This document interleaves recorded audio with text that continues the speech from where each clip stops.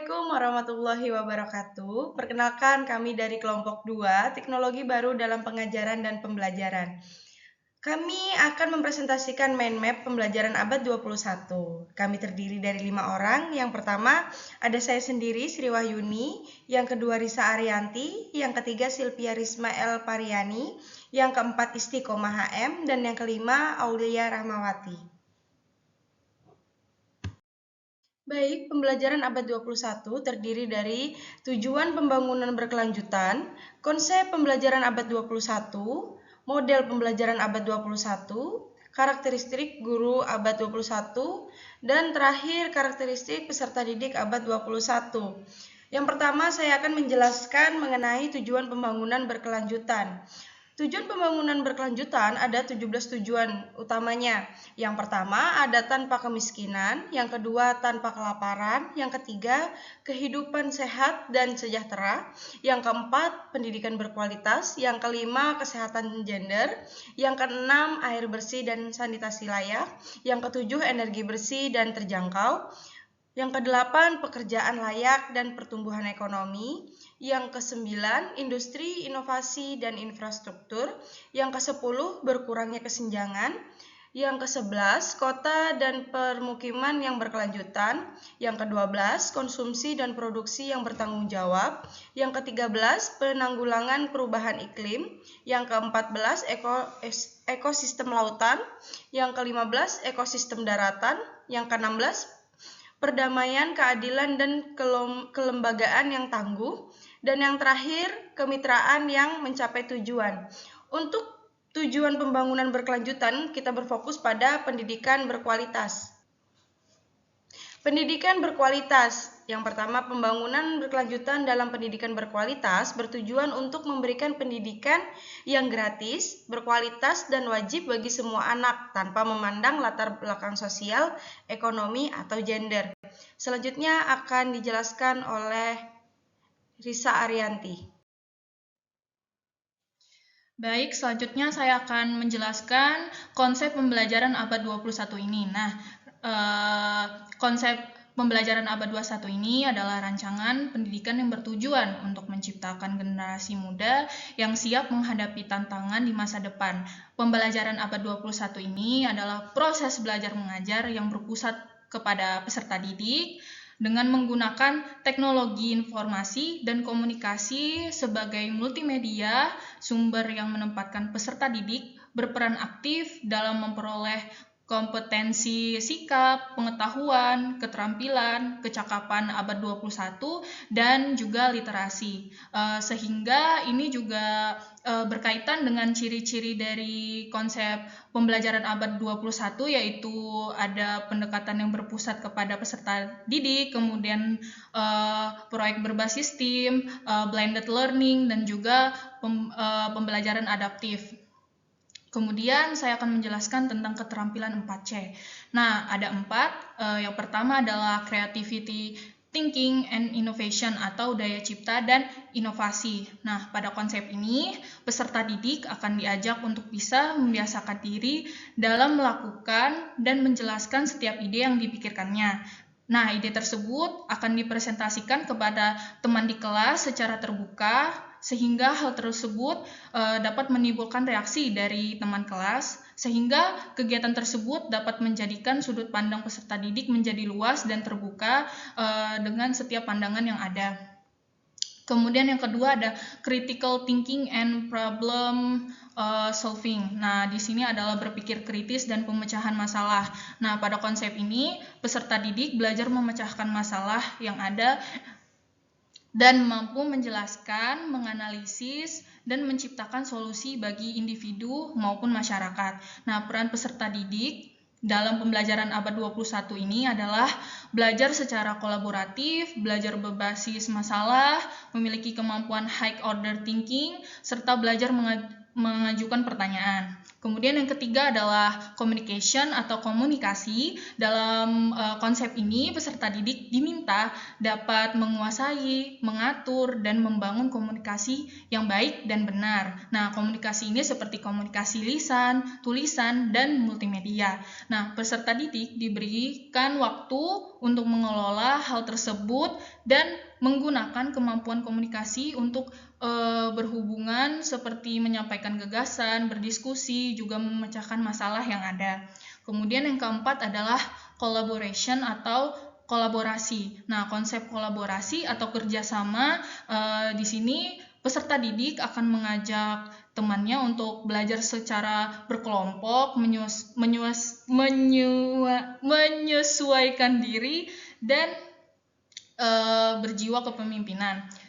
Tujuan kerjasama di sini agar peserta didik mampu bekerja lebih efektif dengan orang lain, meningkatkan empati, dan bersedia menerima pendapat yang berbeda. Nah, manfaat dari bekerja sama ini juga dapat melatih peserta didik agar dapat bertanggung jawab, mudah beradaptasi dengan lingkungan, masyarakat, dan bisa menentukan target yang tinggi untuk kelompok dan juga individu. Selanjutnya, mengenai model pembelajaran abad 21, sebenarnya ada beberapa model yang dapat digunakan dalam pembelajaran abad 21, tetapi yang biasa dipakai adalah model pembelajaran berbasis masalah dan model pembelajaran berbasis proyek.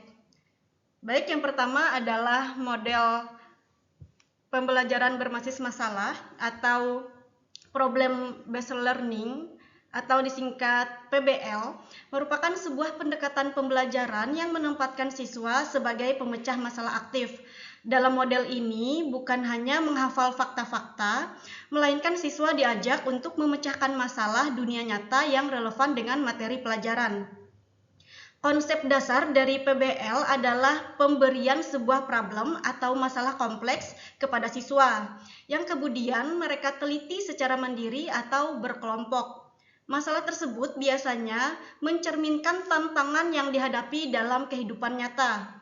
Contohnya, peserta didik mampu membedakan fakta, opini, dan asumsi dalam teks rekon dengan model PBL. Dengan begitu, peserta didik dapat mengembangkan keterampilan dalam membedakan fakta, opini, dan asumsi dalam kehidupan nyata. Dengan mengeksplorasi masalah, siswa tidak hanya memperdalam pemahaman mereka tentang konsep-konsep akademis, tetapi juga mengembangkan keterampilan pemecahan masalah, kerjasama tim, dan pemikiran kritis. Selain itu, PBL juga mengajarkan siswa untuk menjadi pembelajar mandiri yang mampu mengambil inisiatif dalam pembelajaran mereka. Dengan demikian, PBL tidak hanya tentang mengisi kepala dengan informasi, tetapi lebih merupakan pengalaman belajar yang membentuk pemikiran kritis dan kemandirian siswa. Dalam model ini, peserta didik diharapkan dapat mengaitkan pengetahuan yang telah dipelajari dengan masalah yang sedang dihadapi. Kedua adalah model pembelajaran berbasis proyek atau Project Based Learning, disingkat PJBL, adalah model pembelajaran yang menggunakan proyek atau kegiatan sebagai media pembelajaran. Artinya, proses belajar yang memiliki hasil akhir berupa produk. Dalam model ini, siswa akan melakukan eksplorasi, penilaian, interpretasi, sintesis, dan informasi untuk menghasilkan berbagai bentuk hasil belajar. Itulah mengapa kesuksesan pembelajaran ini sangat dipengaruhi oleh keaktifan peserta didik. Contoh penerapan model pembelajaran Project Based Learning ini dalam pelajaran bahasa Indonesia adalah peserta didik membuat teks berita.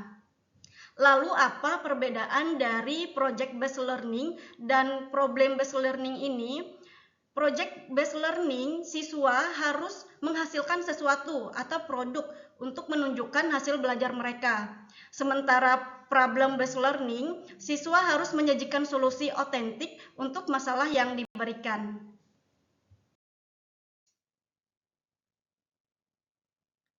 Baik, selanjutnya adalah karakteristik guru abad 21. Nah, di sini ada 5 poin. Yang pertama adalah guru sebagai fasilitator. Artinya, guru tidak hanya berfokus pada transfer pengetahuan, melainkan juga pada pengembangan berpikir kritis dan kreativitas siswa. Yang selanjutnya adalah guru merupakan pembelajar sepanjang hayat. Nah, hal ini menggambarkan adanya tanggung jawab dan komitmen seorang pendidik untuk terus memperoleh pengetahuan dan keterampilan baru untuk membuat pembelajaran yang relevan dan bermakna bagi peserta didik. Yang ketiga adalah melek teknologi. Nah, artinya guru abad 21 itu dituntut untuk memiliki berbagai kompetensi, salah satunya adalah kompetensi profesional di bidang teknologi. Supaya apa? Nah, itu supaya melahirkan kreativitas guru dan peserta didik dalam pemanfaatan teknologi dan informasi sebagai media maupun sebagai sumber belajar. Nah, memang seperti yang kita ketahui, pemanfaatan teknologi itu mungkin akan membawa dampak negatif bagi kehidupan, namun jika digunakan dengan bijak, tentunya akan sangat berguna. Nah, lalu yang keempat adalah guru harus mampu menggali potensi peserta didik. Nah, artinya guru perlu mengenali bakat, minat, dan kemampuan setiap peserta didik agar mereka dapat menciptakan lingkungan belajar yang mendukung dan relevan. Nah, jadi dengan memiliki karakteristik ini juga sebenarnya guru dapat memfasilitasi perkembangan setiap peserta didik secara maksimal. Yang terakhir adalah kreatif dan inovatif. Artinya guru harus mampu mengelola pembelajaran secara kreatif dan inovatif sehingga peserta didik tertarik akan materi pembelajaran yang akan mereka pelajari.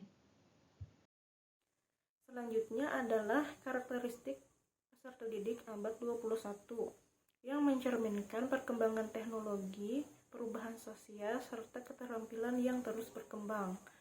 Karakteristik yang pertama adalah bernalar kritis. Peserta didik sering disuguhkan informasi dan diminta untuk menganalisisnya. Kemudian mereka juga disuruh memecahkan masalah-masalah yang kompleks. Karakteristik yang kedua adalah kolaboratif. Peserta didik sering diminta untuk berkelompok, mengerjakan proyek-proyek bersama dengan menggunakan teknologi. Kemudian yang ketiga adalah mandiri. Peserta didik abad 21 ini lebih mandiri dalam belajar. Mereka sering mencari informasi sendiri di internet menggunakan gawai mereka. Mereka juga termotivasi untuk belajar sepanjang hayat yang tidak mungkin selalu didampingi oleh guru. Mereka menggunakan teknologi untuk belajar secara mandiri. Kemudian yang keempat adalah kreatif dan inovatif. Dengan proyek-proyek yang disuguhkan kepada mereka, mereka diminta untuk mencari ide-ide baru serta solusi inovatif. Yang kelima adalah melek teknologi. Peserta didik abad 21 ini tentu sangat akrab dengan teknologi. Mereka sehari-hari menggunakan gawai mereka untuk belajar dan untuk interaksi sosial. Yang terakhir adalah memiliki kesadaran dan pemahaman tentang isu budaya dan perspektif global. Mereka memiliki kesadaran global yang besar dan bisa bekerja lintas budaya. Mereka juga memahami isu-isu global. Nah, itulah tadi hasil presentasi dari kelompok kami. Apabila ada salah kata, kami mohon maaf. Terima kasih atas perhatiannya. Wassalamualaikum warahmatullahi wabarakatuh.